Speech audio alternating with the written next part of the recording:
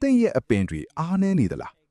ဥယျာဉ်ထဲမှာပစ်ထားတဲ့ကြက်ဥကွန်တွေကတင်းအပင်တွေကိုအံ့ဩစရာကောင်းလောက်အောင်ပြောင်းလဲပေးနိုင်တယ်ဆိုတာသိပါသလား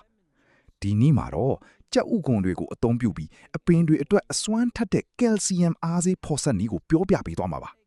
ပထမဆုံးအနေနဲ့ကြက်ဥကွန်တွေကိုငရုတ်စုံထဲမှာအမှုန့်ညက်နေအောင်ထောင်းပေးရပါမယ်ဒီလိုအမှုန့်လေးတွေဖြစ်သွားပြီဆိုရင်တော့ဘီကာဒါမှမဟုတ်ဖန်ခွက်တစ်ခုတည်းကိုထည့်လိုက်ပါပြီးရင်တော့တံပရာသီးကိုထက်ချမ်းပြီးတံပရာရည်ညှစ်ထည့်ပေးပါကြက်ဥကွန်မှာအယ်ကာလိုင်းဓာတ်ပါဝင်ပြီးတံပရာရည်မှာတော့အက်ဆစ်ဓာတ်ပါဝင်တဲ့အတွက်ချက်ချင်းဆိုသလိုဓာတ်ပြုမှုတွေဖြစ်ပြီးအမြုပ်လေးတွေထလာပါလိမ့်မယ်ဒီအက်ဆစ်ဓာတ်ကကြက်ဥကွန်ထဲမှာရှိတဲ့ကယ်လ်ဆီယမ်ဓာတ်တွေကိုအပင်တွေစုပ်ယူနိုင်တဲ့ပုံစံမျိုးဖြစ်သွားအောင်ကူညီပေးတာပါဒီအရောအနှောကို24နာရီကြာအောင်ဒီအတိုင်းထားလိုက်မယ်ဆိုရင်ကြက်ဥကွန်တွေဟာတံပရာရည်ထဲမှာပျော်ဝင်သွားပါလိမ့်မယ်နောက်တစ်နည်းမှာတော့ဒီဖြိုရည်ကိုရေ1လီတာနဲ့ရောဆက်လိုက်ပါ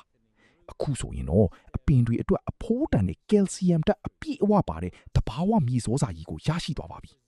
ဒါကိုစိုက်ပျိုးရေးသုံးရီဖြန်းပလင်းနဲ့ထည့်ပြီးအပင်ချီတွေကိုဖြစ်စေတီးရွက်တွေကိုဖြစ်စေဓာတ်ရိုက်ဖြန်းပြီးနိုင်ပါတယ်ဒီနီလန်းဟာအပင်ရဲ့အမြင့်တွေပင်စီတွေနဲ့အရွက်တွေကိုပိုမိုတန်မာစေတဲ့အပြင်ယောဂါတန်နဲ့ယာတီဥဒုတန်ကိုလည်းပိုမိုခံနိုင်ရည်ရှိစေပါတယ်ဒါအပြင်အသီးအနှံတွေပိုမိုထွက်ရှိဖို့ကိုလည်းအားပေးပါတယ်အင်ကမီးဘူးချောင်အမိုက်တွေကိုအကျိုးရှိပြန်လေအသုံးပြုပြီးငွေကုန်ကြီးကြတတ်တာနဲ့အပင်တွေကိုပြုစုနိုင်မဲ့နီလန်းကောင်းတစ်ခုဖြစ်လို့အခုပဲစမ်းသပ်ကြည့်လိုက်ပါ